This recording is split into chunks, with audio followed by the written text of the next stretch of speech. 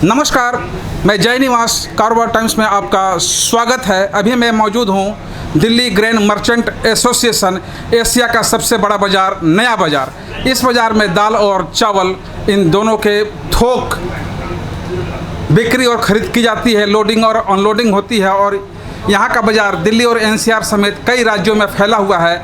आइए हम देखते हैं कि लॉकडाउन में यहाँ के व्यापारियों ने किस तरह से अपने दायित्व के साथ काम किया था और अब दिल्ली एनसीआर अनलॉक हो चुका है, वो किस तरह से काम कर रहे हैं और आगे भविष्य दाल और चावल को लेकर क्या है, महंगाई क्या है और प्रधानमंत्री की ओर से एमएसपी को लेकर क्या दर तय किया गया है, इन पर कितना असर डालता है, आइए हम देखते हैं। इस लॉकडाउन में नया बाज़ार ने किस तरह से काम किया, नया बाज़ार के लोगों ने क्या कुछ किया? जय निवास जी, पहले तो आपका बहुत बहुत धन्यवाद कि आप नया बाज़ार में पधारे आज। जहाँ तक आपने कहा कि लोगों को जीवित रखने के लिए व्यापारियों ने क्या किया, हमारे दिल्ली ग्रेन मर्चेंट एसोसिएशन के सभी सदस्य और नया बाज़ार के सभी व्यापारी कोरोना की दूसरी लहर के काल में बहुत लोग, हमारे परिवार, हमारे व्यापारी बहुत प्रभावित हुए उससे। लोगों के घरों में बहुत ऐसे हादसे हुए, हमें जब भी सुनते थे हम सबको बड़ा दर्द होता था कि आज हमारे वो व्यापारी भाई चले गए, आज उनके घर में कोई चला गया, बड़ी तकलीफ़ें आई। इन सब तकलीफ़ों के बावजूद भी हमारे नया बाज़ार के सभी व्यापारी साथियों ने कोरोना योद्धा की भांति दिल्ली एनसीआर में खाद्यान्न आपूर्ति सुचारू रूप से बनाए रखी। चाहे भले ही वो नया बाज़ार नहीं आ पाए अपनी तकलीफ़ों के कारण, चाहे अपने गोदाम से, चाहे अपने मिल से, चाहे नया बाज़ार की दुकान से, जहाँ से भी डिमांड आती थी पूरी दिल्ली की और एनसीआर की, हमेशा खाद्यान्न की आपूर्ति सुचारू रूप से बनाए रखी।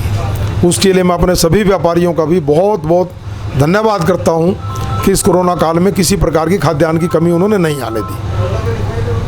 लॉकडाउन के दौरान दिल्ली में 3 तरह के दुकानें खुले थे, एक मेडिसिन, सब्जी और तीसरा था राशन। तो इसकी भरपाई किस तरह से आप लोगों ने की? ट्रांसपोर्टेशन को लेकर, दुकानदारी को लेकर और माल पहुंचाने तक लेकर किस तरह से दायित्व आपने पूरा किया? देखिए, मैंने अभी आपको बताया कि सप्लाई में कहीं कोई कमी नहीं रही। जहाँ तक ट्रांसपोर्टेशन का सवाल है, जितना हमारा दूसरी मंडियों से, हरियाणा, पंजाब, यूपी, एमपी, राजस्थान से जितने माल की ज़रूरत होती थी उतना माल सुचारू रूप से दिल्ली आता रहा और यहाँ की मिलों में प्रोसेस होकर के तैयार दालें पूरे एनसीआर में सप्लाई निरंतर जारी रही। उसमें कहीं कोई रुकावट नहीं आई। ये ज़रूर रहा कि नया बाज़ार में व्यापारी बहुत नहीं आ पाए इस बीमारी के कारण। अब दिल्ली पूरी तरह से अनलॉक हो चुका है, ऐसे में नया बाज़ार के जितने भी चैनल्स हैं वो स्टेप बाय स्टेप खुल चुके हैं।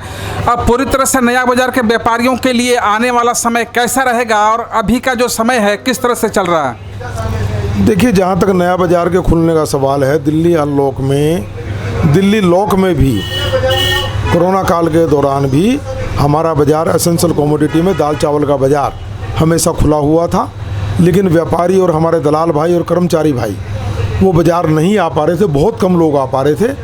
अब परमात्मा की कृपा हुई कि कोरोना समाप्ति की ओर है इस समय, इसलिए सब लोग आराम से बाज़ार आ पा रहे हैं। हमारे दुकानदार भाई भी, दलाल भाई भी और कर्मचारी भाई भी, अब सब लोग आने लगे हैं। धीरे धीरे व्यापार पटरी पे आने लगा है।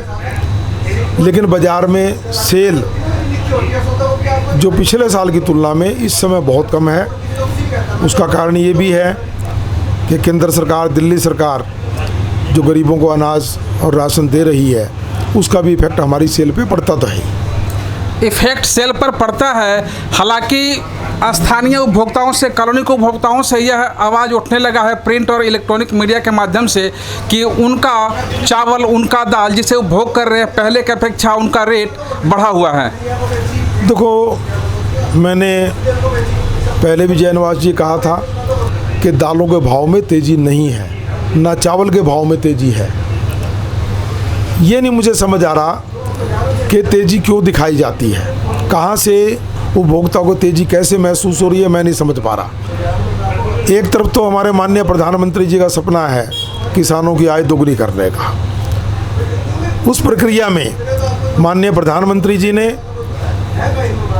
मोटे अनाज के रेट, पल्सेस के, गेहूं के, धान के 2015 से लेकर के आज 2021 तक लगभग 50-60% कच्चे माल के भाव बढ़ चुके हैं। जब कच्चे माल के भाव बढ़ेंगे और उसके बाद उस माल को प्रोसेस करके तैयार करना होता है, चाहे धान से चावल बनना हो, चाहे गेहूं से आटा बनना है, चाहे मूंग उड़द से दालें बननी है, पल्सेस से सभी खाद्यान्न आ गए इसमें।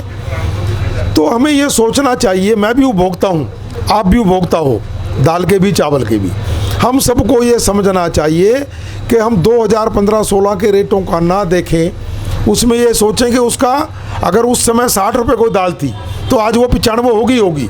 उसका कारण है कि कच्चे माल का भाव MSP बढ़ना, और ये प्रधानमंत्री जी का सपना है किसानों की आय दुगनी करने का। हम सबको भी समझ करके उसमें अपना योगदान देना चाहिए। भाई ये भाव बिल्कुल रीजनेबल हैं, ये नाजायज़ भाव नहीं है, तेज़ नहीं है। अगर आप ये वीडियो YouTube पर देख रहे हैं तो हमारे चैनल को सब्सक्राइब करें और बेल आइकन को दबाना ना भूलें। अगर आप Facebook पर ये वीडियो देख रहे हैं तो हमारे पेज को लाइक करें।